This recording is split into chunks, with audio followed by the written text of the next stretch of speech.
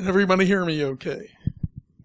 I'm Harry Regan. I'm VP of Security Consulting Services for Sakuracon. I am half Irish, half Italian, which means I have to gesticulate wildly while I'm up here. So what we're going to talk about is doing a review of several different disaster recovery and business continuity plans. These are all taken from reality. Two of the ones I'm going to talk about, I was the consultant coming in to pick up the pieces after the disaster. One I was intimately involved in developing and had left the company when it was actually, before it actually had to be used.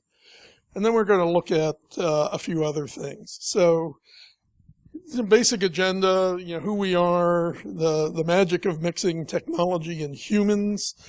One of the things that's a constant in the security realm is you can have great policies, you can have great plans, but people come in and screw things up. And that is true in this environment also. So we'll talk about things, the Disaster Recovery Institute. It's actually DRII. They stick international on the end of the name, but everybody calls them DRI. We'll talk about things they tell you, do three tails, talk about recommendations, and then look at a fourth one, which I just find as interesting because it's, the aftermath of a disaster. A company took a totally different approach. And that's worthwhile. So then we'll end with some discussions.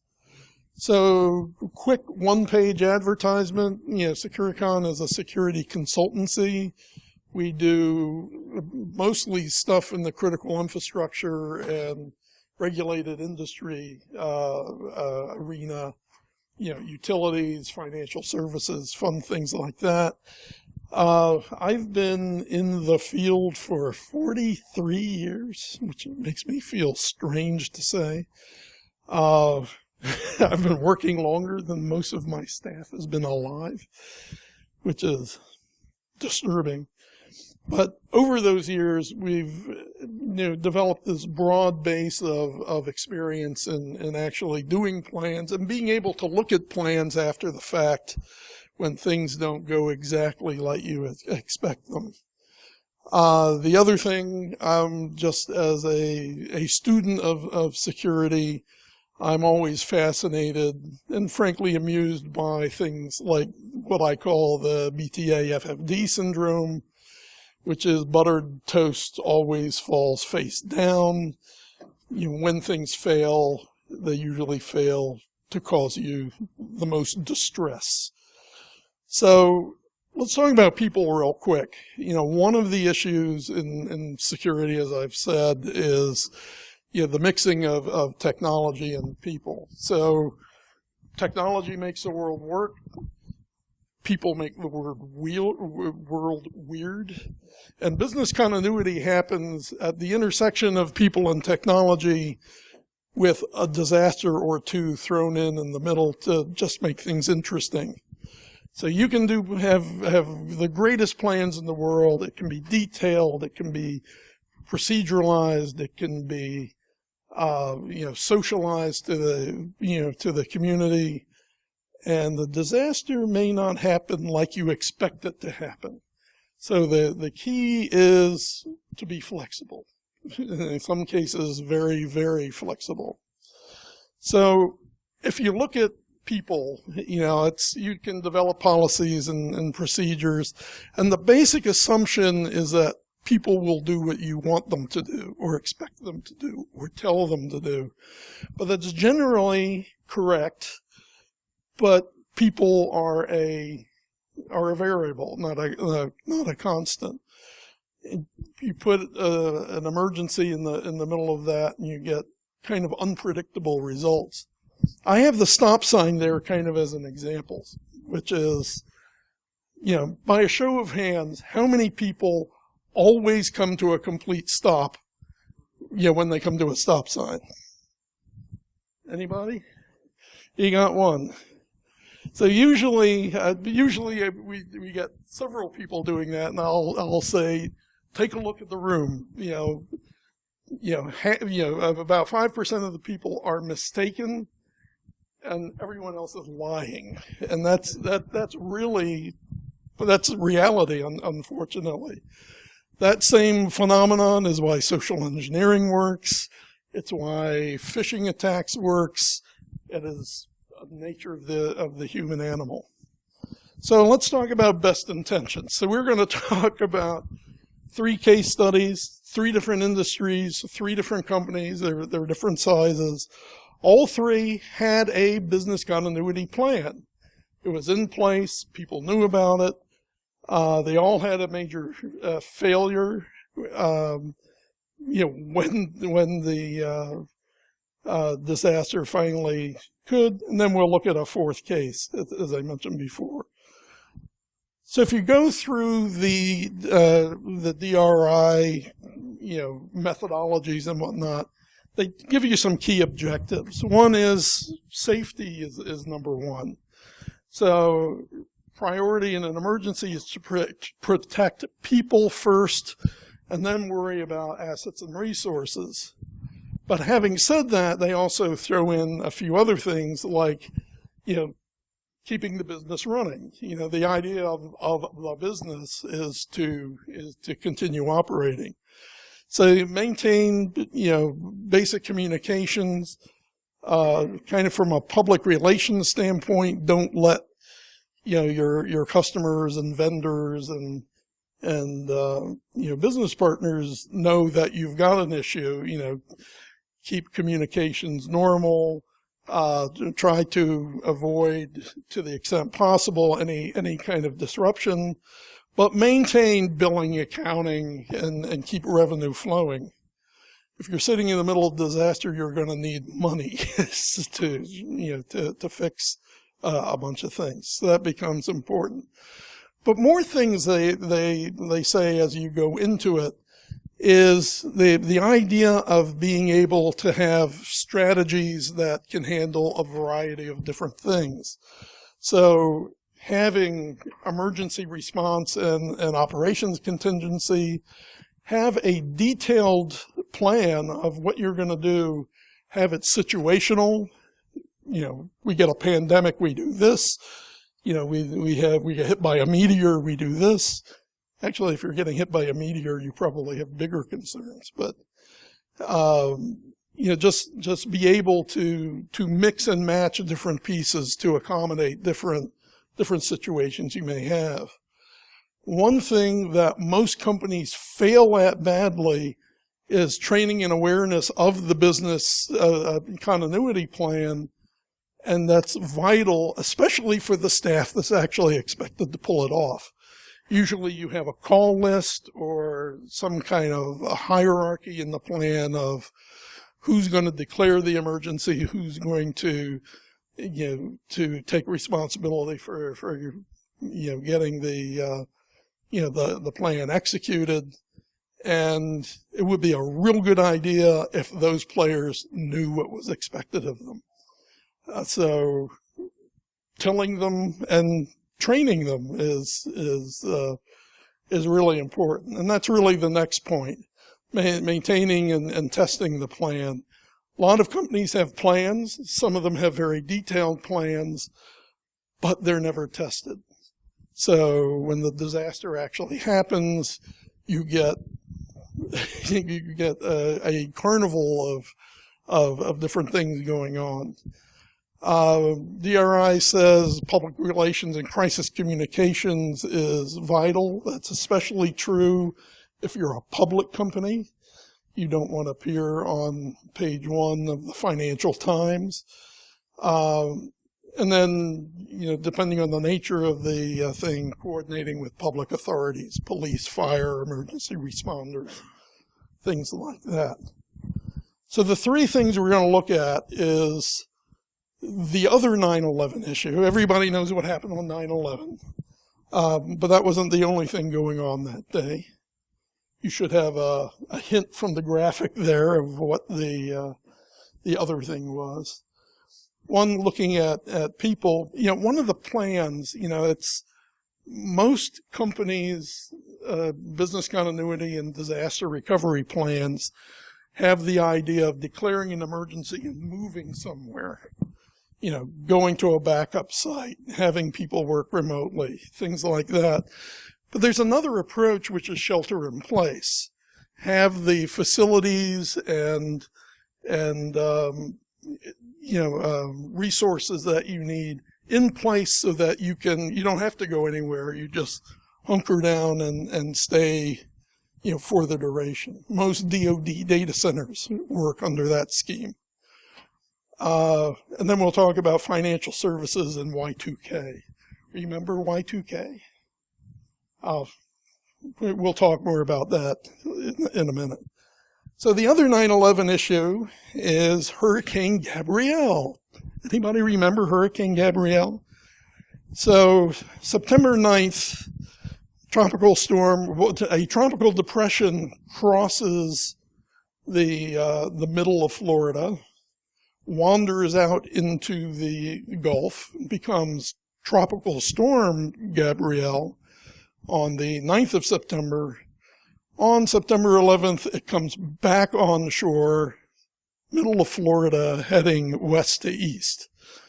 A company I was working with at the time, because of the previous rain, the pre-tropical storm issue, the area they were in was already saturated. So the ground couldn't take any more, and you've got a Category 1 hurricane coming at you. So they had a plan. They had a contract with a named disaster recovery organization. Their scheduled site to move to was Sterling Forest, New York. But because of other things that were going on the morning of 9/11, they couldn't get them to answer the phone. So everybody from Manhattan was also trying to get there. So their request, the communication they received is their request could not be accommodated. So this is the, when you fail to plan, you plan to fail scenario. So they were a small company, it was a manufacturing company, had a plan which they had never tested. They had a DR contract because somebody told them that was a good idea. But part of their approach was, let's keep all our backup tapes on site so that when we have an emergency, we can just throw them in a truck, FedEx them, whatever, get them to the DR site, and, we'll be okay. Well, for the DR site, if you've ever run one of those contracts or been involved in most DR site contracts, you tell them what kind of equipment and what configuration you need, but your software isn't loaded, your data isn't loaded. So you're really going up there with an expectation of all I have to do is take my backup tapes, restore them, and I'm okay. Well, if you've ever tried to do it in practice, if you've ever tried to do a bare metal rebuild of a database server, when you're expecting 2-day turnaround, you will be disappointed. So they had great expectations, never tested it, and it didn't work. So with the untested plan, it was iffy that they could pull it off in the first place.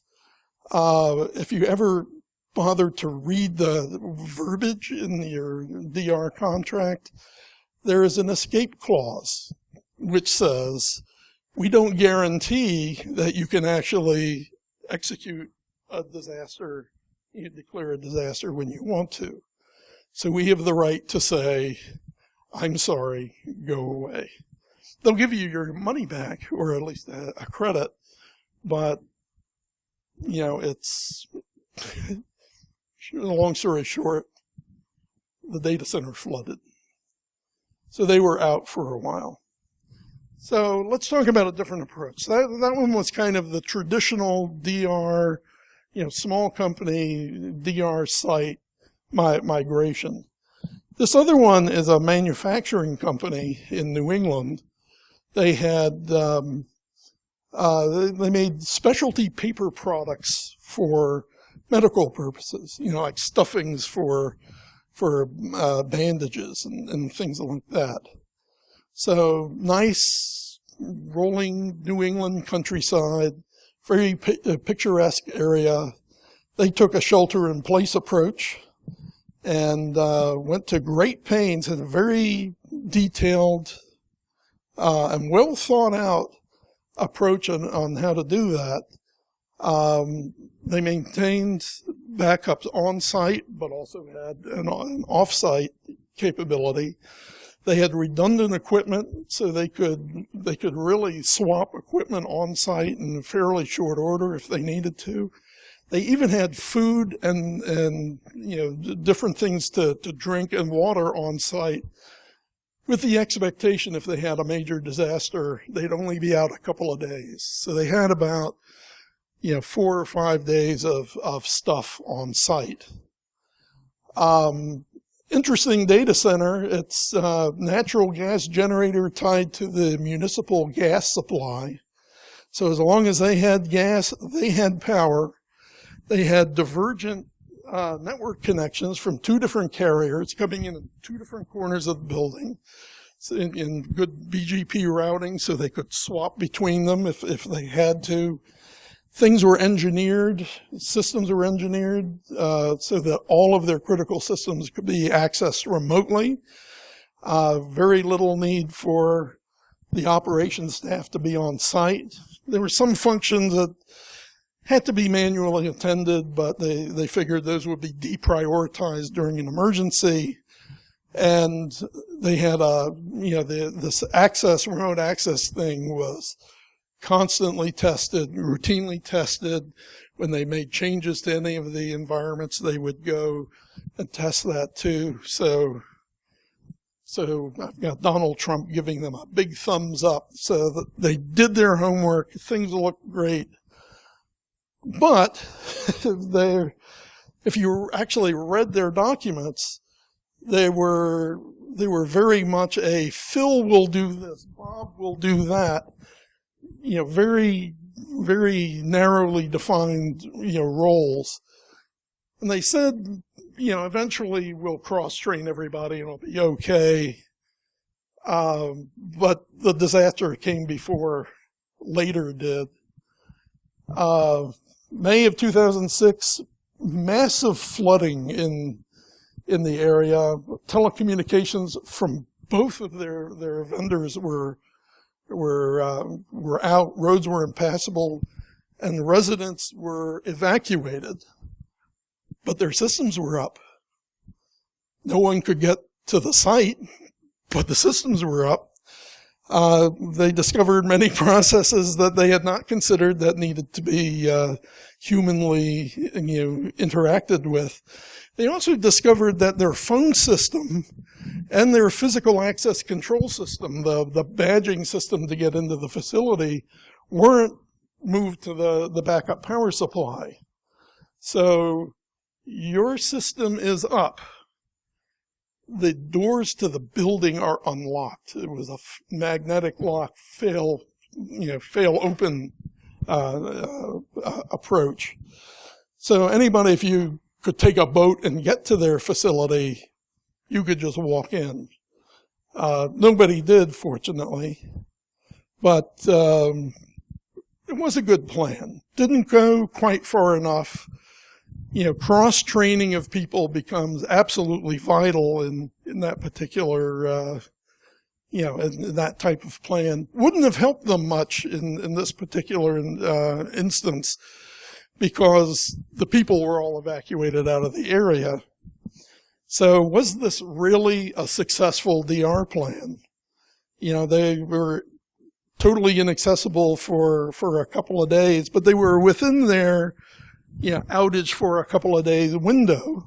So that was okay. All automated processes ran, but there was physically nobody in the building at all for 3 days while the systems were running and accessible. So qualified success. So let's talk about, so the other two, the first two I talked about, I was a consultant helping them figure out what went wrong. The Y2K, I worked for a large financial services company, large globally recognized company. Primary data center was in southern Connecticut. Backup data center was in Maryland. So a good 200-mile stretch. They had standing hotel accommodations by both data centers to house people in the event of an emergency. We built, over the course of a year and a half, we built the Y2K business continuity plan, worked with all of the application owners across the company, had management come through and prioritize things so we could say in great detail, if this happened, these people go here, these people, work from home, have laptops issued to them. We had arrangements set up for temporary space if we needed it. It was a great detailed plan. And all of 1999, we spent testing it. Almost every weekend.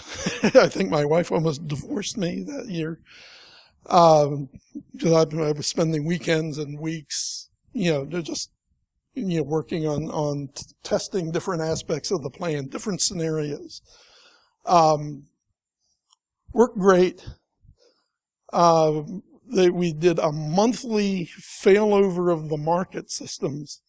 So we went, from the primary data centers in Connecticut, we would fail over for a whole week every month to the backup data center. That was for the network. Business systems were a lower priority. So if you look at New York, the New York staff was in 3 locations, one Liberty Plaza, Times Square, and just off of Wall Street. We had a plan for if staff had to be evacuated. We did this for each location across the country. If staff had to be relocated, figure out where they would have to go, what resources would come with them, what services would go, what services would be deferred. Was in place, was tested, was great, was granular, was situational, and for Y2K, nothing happened.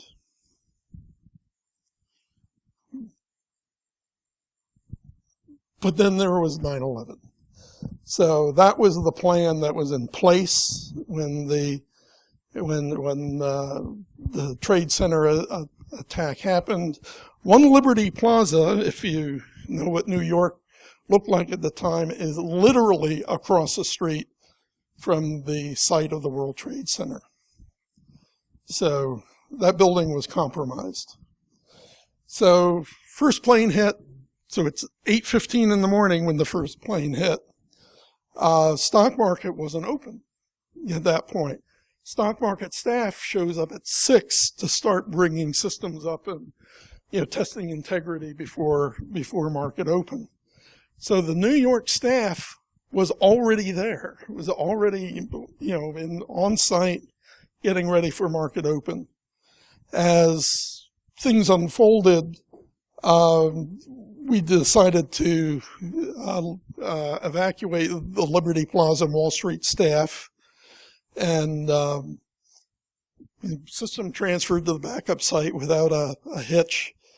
And we figured there would be a long-term displacement of the workforce, because of that, the situation.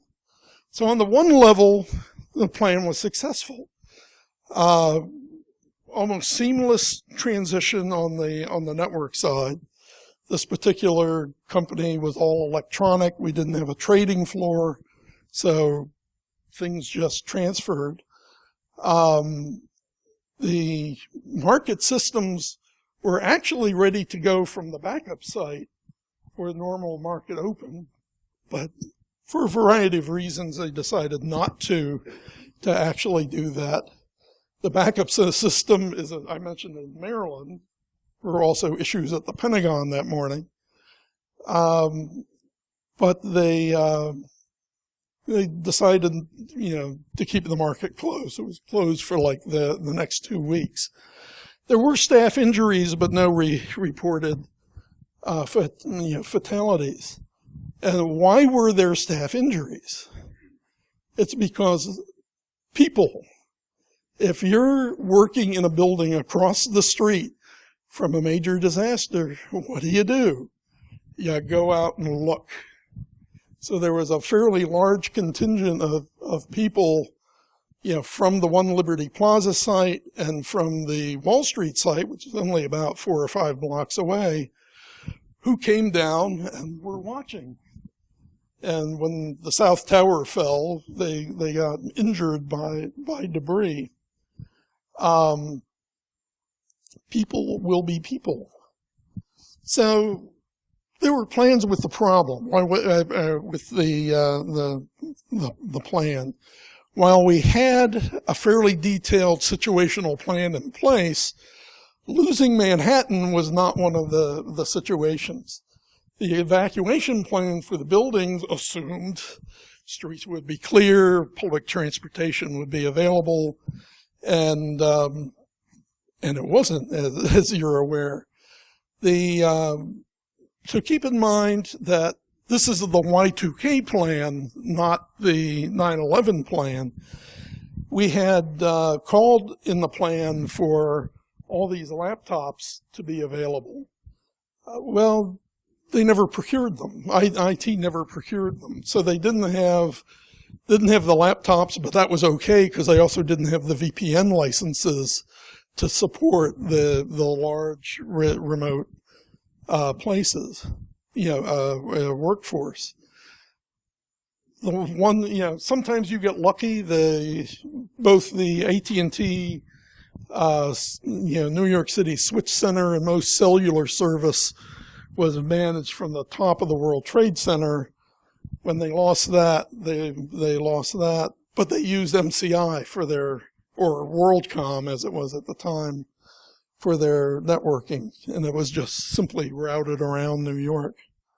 That was not a design feature, that was dumb luck.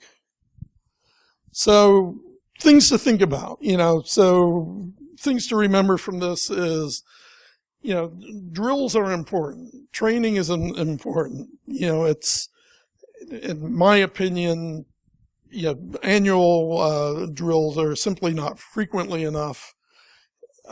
If your company is still doing incremental backups, you're probably inadequate. You should rethink your backup strategy, because having those in the right place at the right time to be restored quickly, if you've ever sat through an incremental restore process.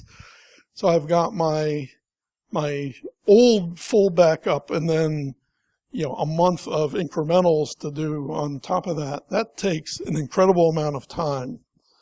If you're going to do bare metal restores on servers, practice it, understand what time systems you've got. Transactional systems, database systems, a lot play games with journal entries.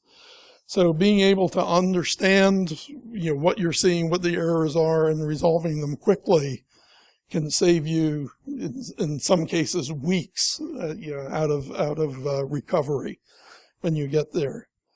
And if you're using a third-party backup thing, an IBM or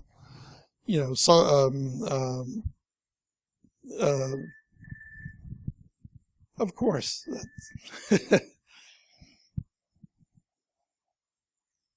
Nobody important, just my boss. So if you're using a third-party backup site, understand what the equipment is that you have there, understand what you have to do to get it operational. And if you make changes in your production systems, make sure those are incorporated back into the equipment requirement for the disaster site. one of the things we tried to do in that last plan, the Y2K plan, is identify everything that we thought was coming after us. You will not be successful in identifying everything, but if you have a broad enough collection, you can do a good job of having options that you may not have otherwise. Getting the right people and the right stuff to the backups and anything you have to bring with you to the backup site is vital. And maintain the equipment. It's not good if you show up at the disaster recovery site and you've got all the systems don't have enough memory, or you've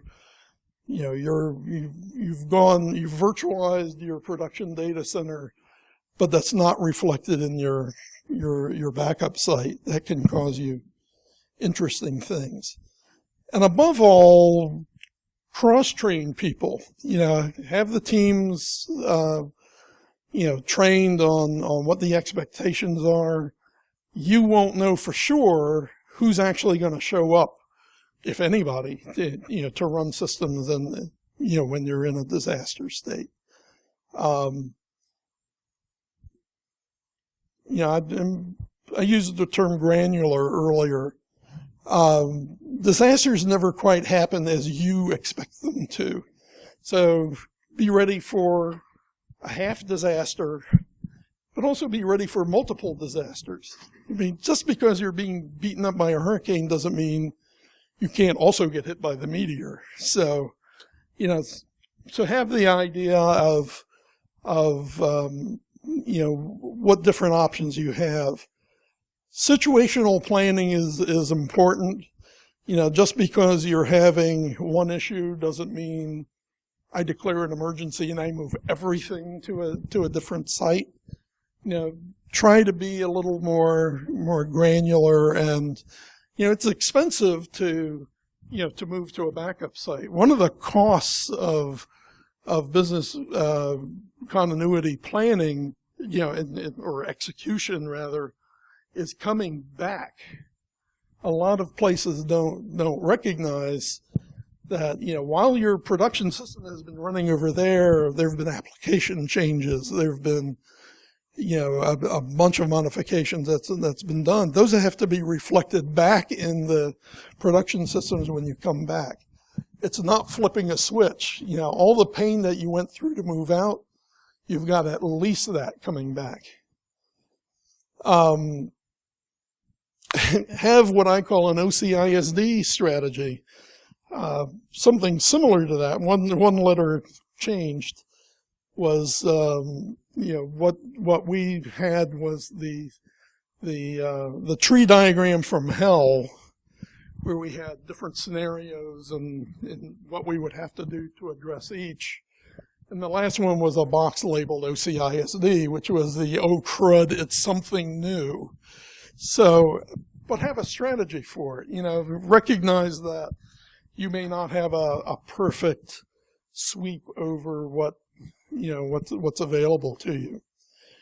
A kind of a side story. One of my other clients. So I left the financial services company in the beginning of 2000. One of the company I was with afterwards was doing security systems for a variety of clients, including a cosmetic company. Most people don't realize this, but cosmetic companies are one of the biggest consumers of security technology on the planet, because they have secret formulas, they have R&D centers, they often become targets of activist groups for animal testing and things like that. So this particular company had they had two research and development facilities, which were high security facilities for them. One was in Morristown, New Jersey. One was in Nice, France. Yes, the French Riviera. So somebody got the idea as a cost-cutting measure. We'll take the European researchers and expand the facility in New Jersey and move them there. So after 9/11, they decided to stop. The company I was working for was working on the expansion of the R&D facility. They decided to stop that and convert the New Jersey facilities to offices and move the executives from Manhattan down to central New Jersey. And I just bring this up because that was a good example of, taking a disaster and, reacting to it in a way to reduce your overall risk process. But I've always wondered if the R&D team from the French Riviera was really the force behind 9/11. But that's something. You're moving me from the French Riviera to Morristown, New Jersey. Okay. So conclusions, if you get nothing else out of this, test, refine, repeat, be flexible. Disasters won't happen like you expect them to. When it does happen, you'll find out what pieces you didn't test enough. And one of my favorite quotes from General George Patton is, when the first shot is fired, battle plans go out the window. So let me open it for questions. How are we doing on time? Okay, questions? Having seen none, you get 9 minutes back. Oh, wait. He screwed it up for everybody.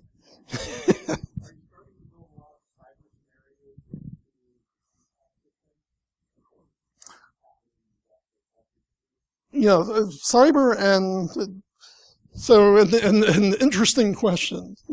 Something to think about is there's a bunch of, I hate to use the word convergence, but convergence technologies that are happening.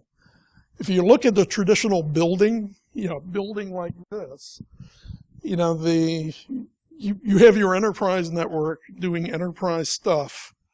But in modern buildings, things like the HVAC system, the power distribution for the building, increasingly those are network based.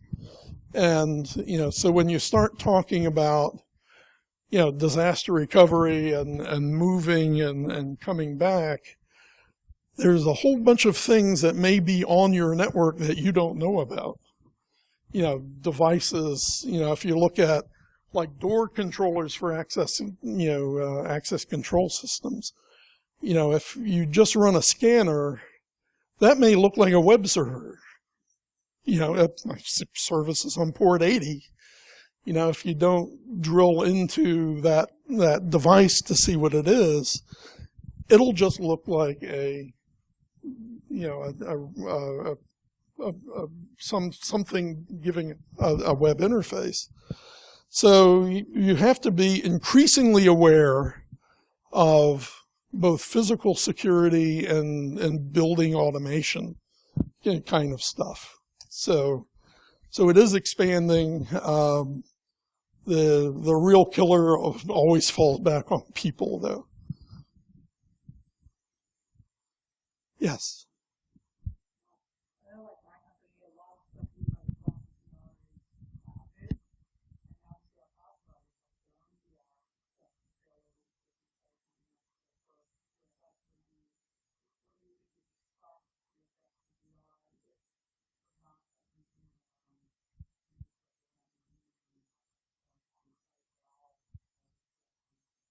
The understand your SLA is kind of number one.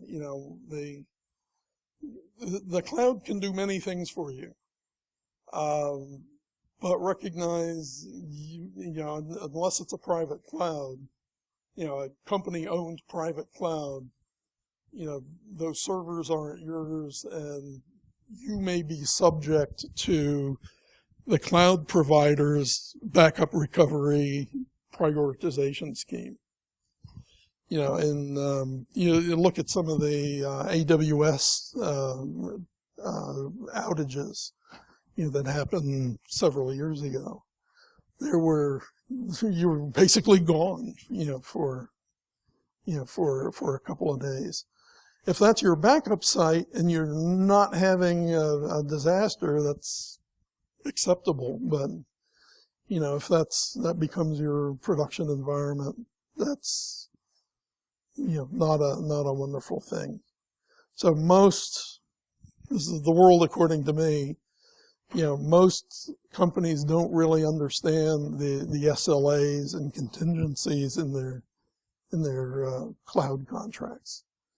And that's something that should change, before the incident.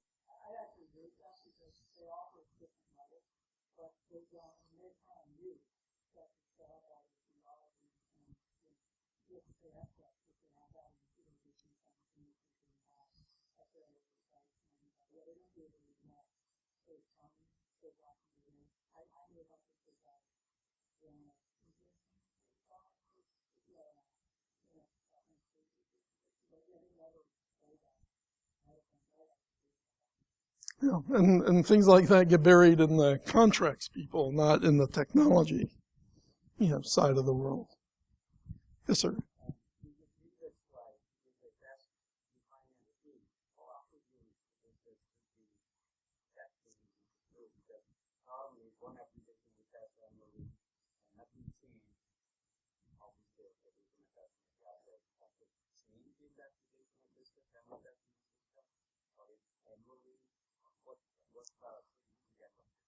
It's so an example.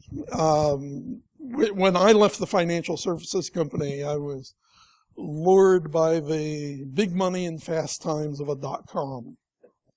And so I was VP of security for this company.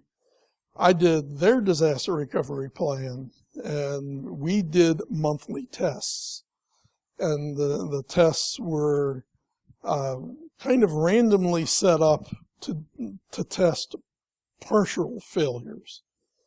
So, not moving everything to one site, but, it was a California-based company, so take the earthquake scenario, take the tsunami scenario, take, a malicious attack scenario. We were doing the systems for the 2002 Salt Lake Olympics. So we had, activist scenarios. So consistent testing, but, if you have a granular plan, you can limit the testing and the expense and the disruption to business, to just a small portion of the environment. Yeah, I think there was one in the back.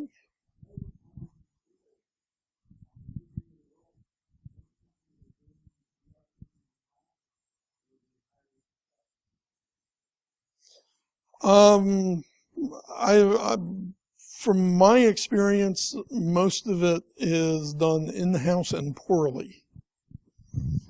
It's, I think people tend to be too close to things. So you get your favorite systems, we need email up first. No, you don't. Or we need, one of the classic ones is payroll really a system you need up day one? And unfortunately, it's not. HR and payroll, are not first priorities.